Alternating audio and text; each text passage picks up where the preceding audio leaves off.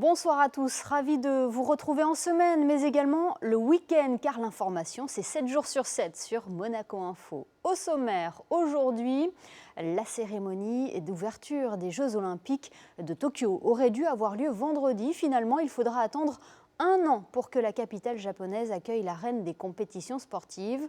Comment les athlètes monégasques ont vécu ce report? Comment continuent-ils à se préparer pour obtenir leur qualification olympique? Nous serons notamment avec le rameur Quentin Antonelli pour en parler. Plié, demi-plié, tendu, début août annonce le retour à la barre des élèves de l'Académie Princesse Grace, un mois avant la date habituelle. L'Académie a d'ailleurs vécu une saison particulière mais a su s'adapter aux conditions exceptionnelles. Son directeur Luca Massala nous expliquera cela. Dans ce journal également, Alexandra Pani vous fera découvrir la nouvelle exposition au musée océanographique Immersion. Mais avant cela, le point sur l'info avec Frédéric Elion. Bonsoir Frédéric. Bonsoir Émilie, bonsoir à tous. On commence ce point info par un rappel des règles de sécurité en milieu aquatique.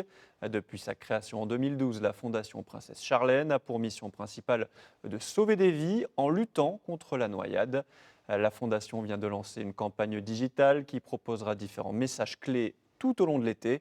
Elle s'adresse aux parents d'enfants de moins de 5 ans avec un rappel des mesures principales. Ne jamais laisser l'enfant sans surveillance au bord de l'eau, s'assurer qu'il soit accompagné lors de la baignade ou que l'équipement de flottabilité soit adapté, mais aussi des messages aux adolescents et adultes: rester dans les zones surveillées, éviter de prendre des risques, notamment dans les rivières, éviter de se baigner juste après un repas ou après avoir consommé de l'alcool. L'Organisation mondiale de la santé recense plus de 320 000 victimes par an par noyade dans le monde. Le comité olympique monégasque a tenu dernièrement son assemblée générale au Yacht Club de Monaco, Frédéric. Oui, en présence du prince Albert II, Émilie, le souverain a d'ailleurs ouvert cette assemblée générale en présentant les nouveaux présidents des fédérations sportives en principauté. David Tomatis pour le tir, Robert Guénassia pour la lutte et Frédéric Cotalorda pour le volleyball. À l'occasion également de revenir sur une année 2019 riche en résultats, avec la belle moisson de 47 médailles aux Jeux des petits États d'Europe au Monténégro, la quatrième place de la pongiste Xiaoxing Yang aux Jeux européens de Minsk, ou les 2 médailles de bronze glanées aux Jeux méditerranéens de plage à Patras. Pour refermer cette assemblée générale, un point a été fait concernant le report de grands événements sportifs comme les Jeux olympiques de Tokyo ou l'annulation des Jeux des petits États d'Europe qui devaient se dérouler en Andorre en 2021. Sport toujours, le meeting Hercules continue de renforcer son plateau pour l'édition 2020 qui aura lieu le 14 août. Oui, après avoir annoncé déjà plusieurs têtes d'affiche comme le recordman du monde de saut à la perche Mondo Duplantis, Sifan Hassan et Noah Lyles, titrés mondialement respectivement sur 10 000 et 200 mètres. Les organisateurs viennent d'annoncer la présence, et ce sera une première sur la piste du Stade Louis II, du double champion du monde du 400 mètres haies, le Norvégien Karsten Warholm. Référence sur 110 mètres haies, Orlando Ortega sera aussi de la partie. Côté français, vous pourrez voir à l'œuvre Pascal Martineau-Lagarde, Christophe Lemaître ou encore Valentin Lavillenie. Je vous rappelle que seules 5000 personnes pourront assister au meeting et que vous pouvez réserver vos places sur le site herculis.com. Et vous parliez justement, Frédéric, du report des Jeux Olympiques de Tokyo dans votre point info. Notre prochain invité était en quête d'une qualification pour ces Jeux en aviron. Il l'est toujours d'ailleurs. À 25 ans, Quentin Antonelli est plus motivé que jamais. Alors que les Jeux auraient dû être lancés cette semaine, l'objectif du rameur est repoussé d'1 an. Il est avec nous pour en parler ce soir. Bonsoir Quentin Antonelli. Bonsoir. Comment vous avez accueilli ce report des Jeux Olympiques de Tokyo ? Du coup, ça a fait un petit coup au moral au début parce que toute une saison qui était dure à s'entraîner, à partir en stage, à faire des régates, qui au final, en fait, se termine en saison blanche. Donc, on n'a pas pu vraiment montrer tout le travail et, euh, et réussir à amener tout le travail qu'on avait fait sur une régate ou une compétition assez importante pour essayer de se qualifier, voire courir aux Jeux Olympiques. Donc, ce n'est que partie remise pour l'année prochaine. Ouais, ça a été vraiment un coup d'arrêt. Vous étiez vraiment investi pour obtenir la qualification olympique. Il me semble que le report est tombé en mars, si je ne me trompe pas. Et la régate de qualification en aviron devait avoir lieu mi-avril. Donc on était à un mois et demi de l'événement de l'année, en fait, où il fallait performer et pour lequel je m'entraînais depuis le début de l'année. ça fait un peu mal au cœur. Et donc au début, j'étais un peu déçu et j'ai assez vite su me remobiliser en me disant que ça me laissait un an de plus pour pouvoir m'entraîner, pour pouvoir être même à un meilleur niveau l'année prochaine. Et c'était éventuellement la possibilité pour vous de connaître pour la première fois des Jeux. Cela reste votre objectif, vous venez de le dire, hein. Oui, oui, oui, ça reste mon objectif. Pour Rio, en 2016, j'avais raté la qualification. Donc là, ça reste quand même l'objectif de l'année, c'est de se qualifier. En parallèle de finir mes études à Oxford et ramer un peu aussi là-haut, parce que c'est assez important aussi ce qui se passe dans l'université et dans le club universitaire là où je suis. On va écouter à ce sujet, si vous le voulez bien, d'autres athlètes qui étaient susceptibles de participer aux Jeux de Tokyo. Kevin Crovetto en gymnastique, Xiao Xingyang en tennis de table et Luca Catarina en tennis. Et on se retrouve juste après, Quentin. D'accord. On reprépare une saison comme on préparerait une autre saison. Juste, il y a un an de plus avant de pouvoir prendre un break et souffler un peu pour repartir sur un nouveau cycle. C'est sûr qu'un cycle de 5 ans, c'est mentalement et physiquement un peu plus dur à tenir. C'est compliqué de se dire que dans un an, il va y avoir des Jeux Olympiques avec des milliers de personnes réunies dans une même ville. Mais j'espère de tout cœur que ça va avoir lieu parce que dans une société actuelle qui manque de modèles, notamment pour les jeunes générations et de personnes à suivre, je pense que les sportifs peuvent prendre ce rôle-là. On doit préparer encore pour un an, donc dans un côté c'est pas facile, mais je pense que pour tous les sportifs ça sera la même chose. Donc moi en fait pour moi au perso je me suis dit que c'est un nouveau départ. L'objectif c'est toujours Tokyo.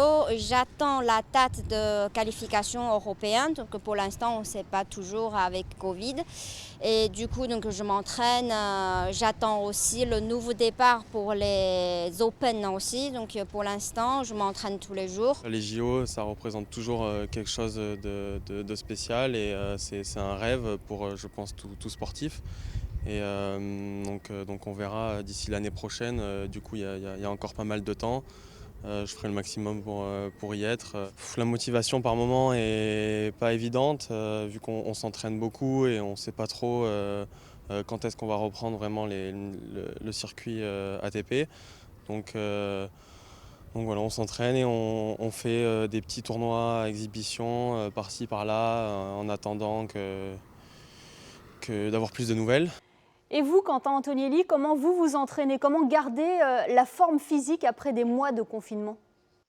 Donc pendant le confinement, on ne s'est jamais vraiment arrêté de faire du sport. Nous, de notre côté, on avait des machines à ramer à la maison.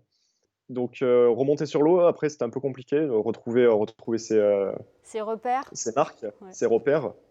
Et, euh, et oui, maintenant, on commence vraiment à revenir dans le vif du sujet et commencer à se projeter pour avril l'année prochaine. Et dans quelles conditions? Dans quelles conditions, du coup? Là, pour le moment, on a le droit de ramer en skiff seulement, donc en bateau individuel. Donc moi, ça m'arrange un peu parce que c'est le bateau que je prépare pour les Jeux Olympiques. Vous étiez en quête d'une qualification. Comment cela va se passer maintenant? Vous l'avez dit, ça sera au mois. Il n'y a qu'un seul rendez-vous, ça sera qu'au mois d'avril? C'est ça. Donc en aviron, c'était les 9 premiers mondiaux qui se qualifiaient au championnat du monde de l'année dernière. Donc j'ai pas terminé dans les 9, et donc je suis pas qualifié. Et la régate suivante pour moi, c'est la régate de qualification européenne, où il faut terminer dans les 3 premiers Européens pour pouvoir se qualifier. Donc vous l'avez dit, vous êtes à l'université d'Oxford. C'est vraiment un lieu, on va dire, qui est en lien avec l'aviron. C'est vraiment historique là-bas en Angleterre. Vous aviez remporté la régate d'Henley. Pour vous, vous êtes dans les meilleures conditions là-bas, l'université, allier sport et études en même temps? Allier sport et études en même temps, c'est assez compliqué. Donc le master que je suis en train de faire a été aménagé pour qu'on ait moins d'heures de cours par semaine et qu'on puisse être bon à l'école en même temps que d'être bon à l'entraînement. C'est un master en quoi? Un master en business management. L'ambiance là-bas est vraiment extraordinaire parce qu'on est une quarantaine de mecs on s'entraîne tout le temps ensemble, tout le monde a un très bon niveau. Donc c'est vraiment un endroit excellent pour s'entraîner avec au milieu d'autres athlètes qui cherchent la qualification olympique pour l'Angleterre. Donc c'est ça. Merci beaucoup d'avoir été avec nous. Merci à vous. Partons à présent dans les profondeurs aquatiques. Les coraux sont en première ligne face au réchauffement climatique et sont directement menacés. Ce sont pourtant des écosystèmes indispensables pour la biodiversité. Après les tortues, les requins ou encore les méduses, le musée océanographique se met donc aux couleurs du corail avec son exposition Immersion. Alexandra Pani, vous êtes allée découvrir la grande barrière de corail en version numérique. Oui, j'ai voulu tester pour vous la toute nouvelle exposition du musée océanographique. Elle est consacrée aux coraux et est divisée en 5 étapes. Le point d'orgue de ce parcours, c'est ici, dans la salle Immersion. Vous le voyez, j'ai l'impression d'être au cœur de la grande barrière de corail. Une cinquantaine de poissons et mammifères sont représentés ici. On voit derrière moi des raimentas.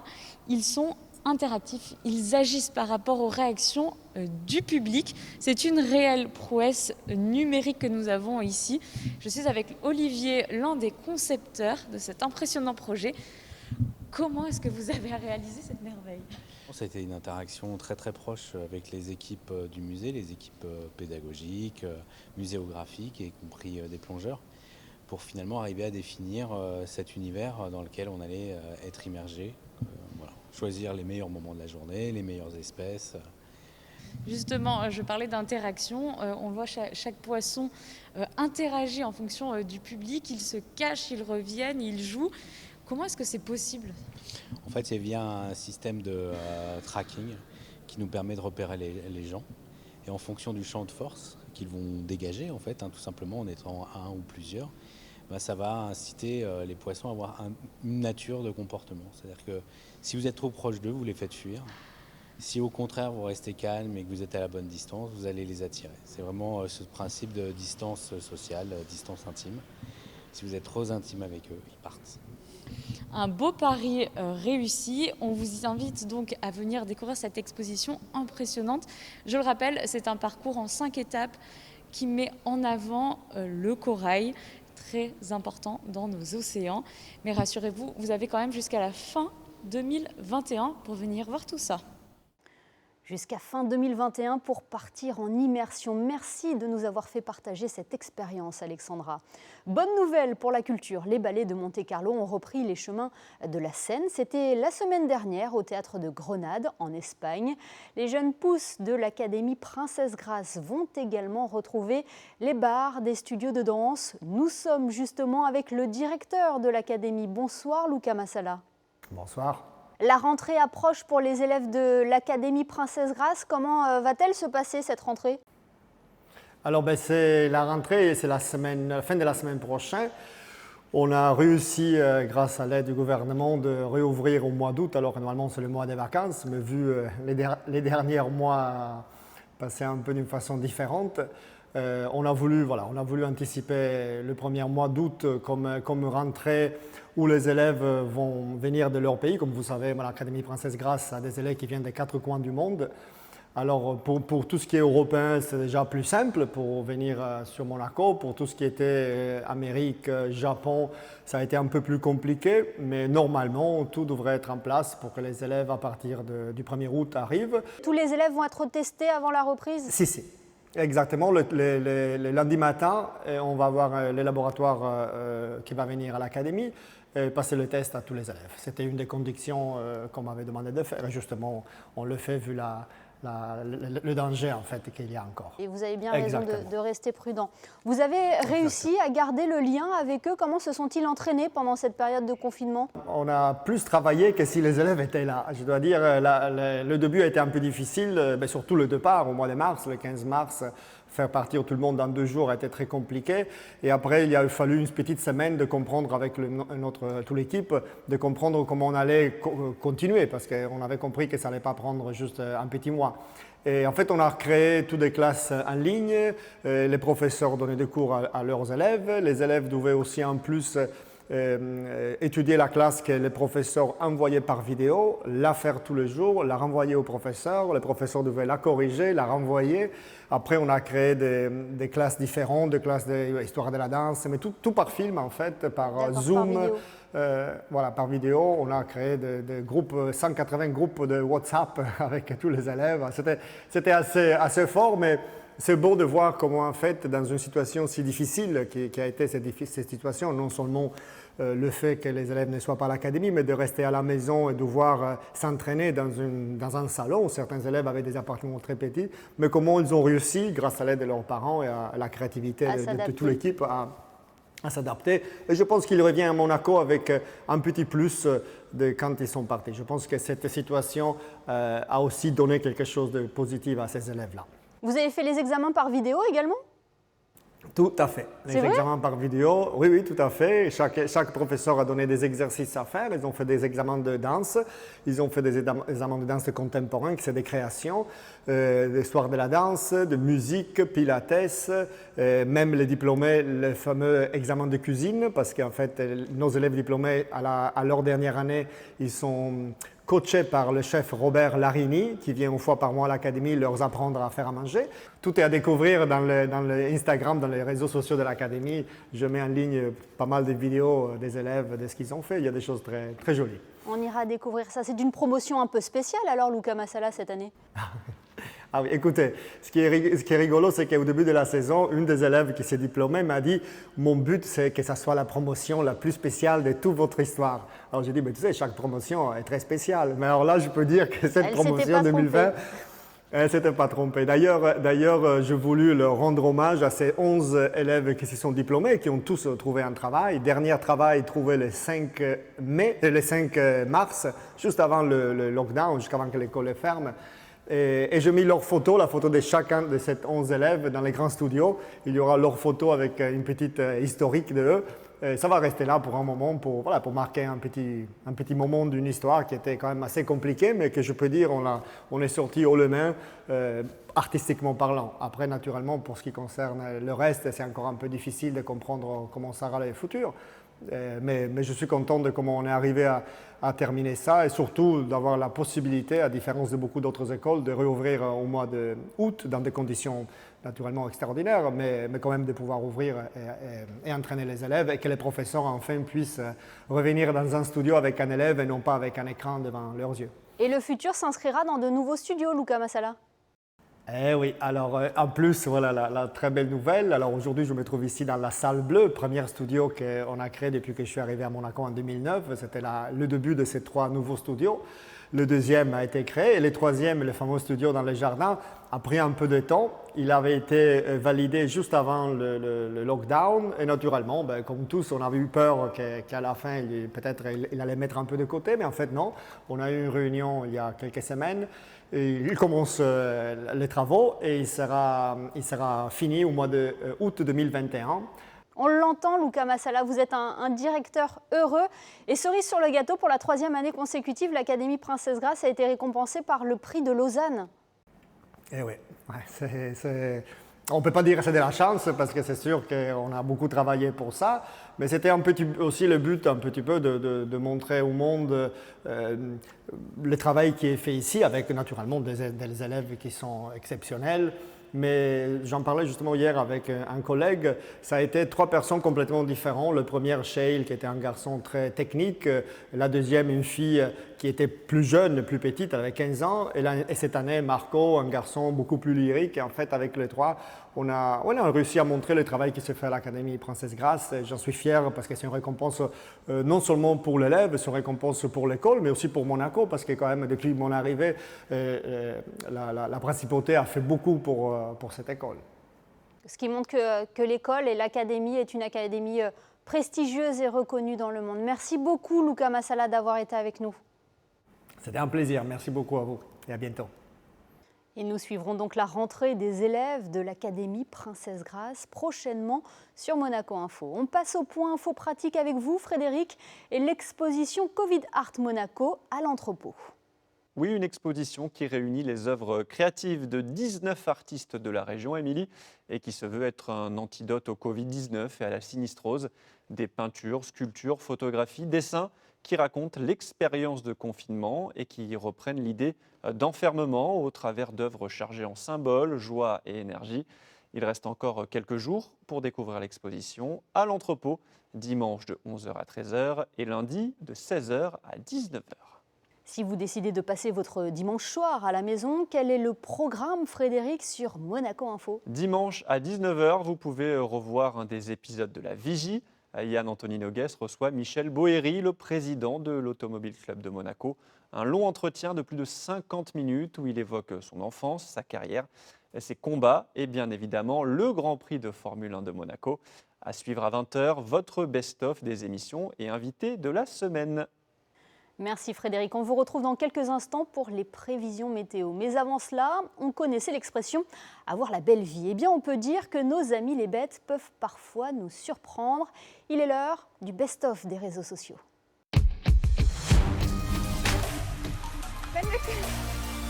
Bender, come here. Come here. Oh.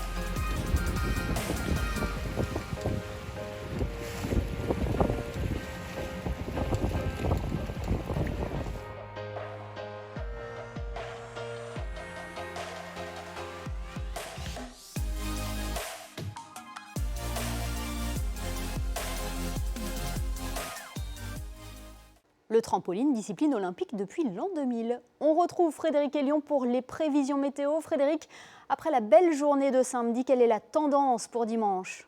Eh bien, encore une belle journée bien ensoleillée, Émilie. Très peu de nuages de prévus. Prédominance d'un grand soleil. Côté température, il fera 20 degrés le matin et 26 l'après-midi. Qui dit grand soleil dit forcément plage. L'eau sera également à 26. N'oubliez pas la crème solaire car l'indice UV sera à 8. Le soleil se lèvera à 6h11 pour se coucher à 21h01. Dimanche 26 juillet, 2 prénoms à l'honneur. Nous fêterons les Anne et les Joachim. Merci Frédéric et merci à vous de nous être fidèles chaque soir sur Monaco Info, y compris le week-end. En cette fin de journal, nous vous emmenons flâner à la roseraie avec les photos de Michael Alési, un signe que l'été est bel et bien installé. À demain pour le best-of des JT de la semaine sur Monaco Info.